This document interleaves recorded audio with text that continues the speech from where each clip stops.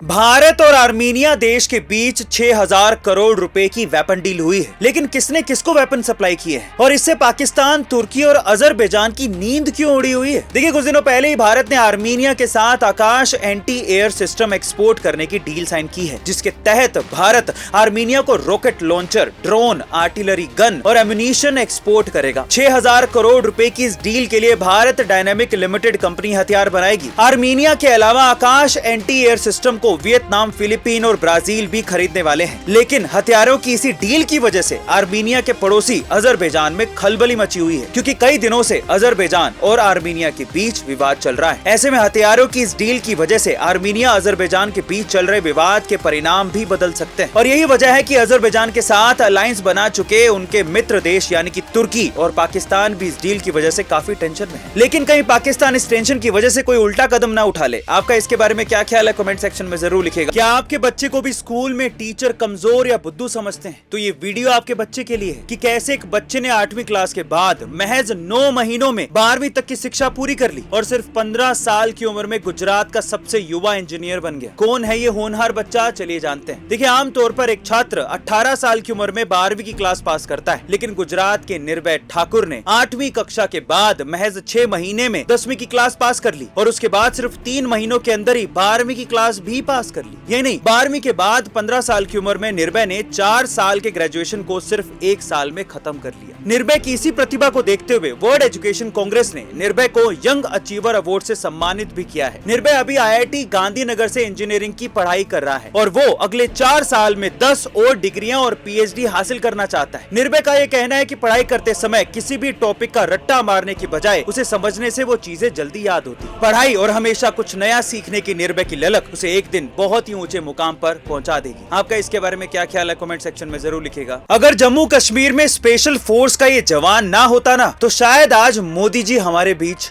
ना होते। काफी कम लोग इस जवान के बारे में जानते हैं। हुआ कुछ यूं कि 22 अप्रैल 2022 को प्रधानमंत्री मोदी जी एक रैली के लिए जम्मू जाने वाले थे। इसी बीच भारतीय सेना को एक खुफिया जानकारी मिली कि इस रैली के दौरान मोदी जी पर फिदायीन हमला होने वाला है, जिसके बाद special commando captain Rakesh TR अपनी टीम के साथ जम्मू पहुंचे और घेराबंदी शुरू कर दी। लेकिन आतंकवादियों ने घेराबंदी तोड़ने के लिए अंधाधुंध फायरिंग कर दी। जवाबी फायरिंग में कैप्टन राकेश ने एक आतंकी को मार गिराया और उस फिदायीन हमले को नाकामयाब करते हुए सैकड़ों लोगों की जान बचा ली। कैप्टन राकेश के इसी साहसी कार्य को देखते हुए राष्ट्रपति जी ने इस साल उन्हें शौर्य चक्र से सम्मानित किया है। प्रधानमंत्री के साथ साथ सैकड़ों लोगों की जान बचाने वाले कैप्टन राकेश के लिए कमेंट सेक्शन में एक हाथ तो बनता है। जय हिंद, जय भारत। क्या हमारे भारत के सामने चीन का रुतबा फीका पड़ने लगा है? क्योंकि भारत के एक पड़ोसी श्रीलंका के बाद अब दूसरे पड़ोसी भूटान ने भी चीन को जोरदार झटका दिया है, जिससे भारत का रुतबा बढ़ेगा और चीन का प्रभुत्व कम होगा। भूटान के राजा जिग्मे खेसर नामग्याल वांगचुक ने अपने भारत दौरे के बाद भारत भूटान सीमा के पास घेलेपू मेगा सिटी की घोषणा कर दी। ये प्रोजेक्ट भारत की असम सीमा के पास 1000 स्क्वायर किलोमीटर के एरिया में बनाया जाएगा। भूटान से शुरू होने वाला ये प्रोजेक्ट भारत से होकर रेलवे रूट के जरिए बांग्लादेश, म्यांमार और बाकी देशों से कनेक्ट करेगा। ऐसा इसलिए ताकि भूटान में फॉरेन इन्वेस्टमेंट आ सके, टूरिज्म से आने वाला रेवेन्यू बढ़ सके और भूटान की चीन पर डिपेंडेंसी कम हो सके।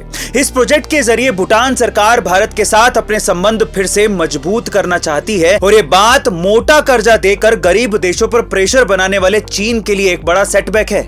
आपका इसके बारे में क्या ख्याल है? कमेंट सेक्शन में जरूर लिखेगा। मिलते हैं अगली वीडियो में।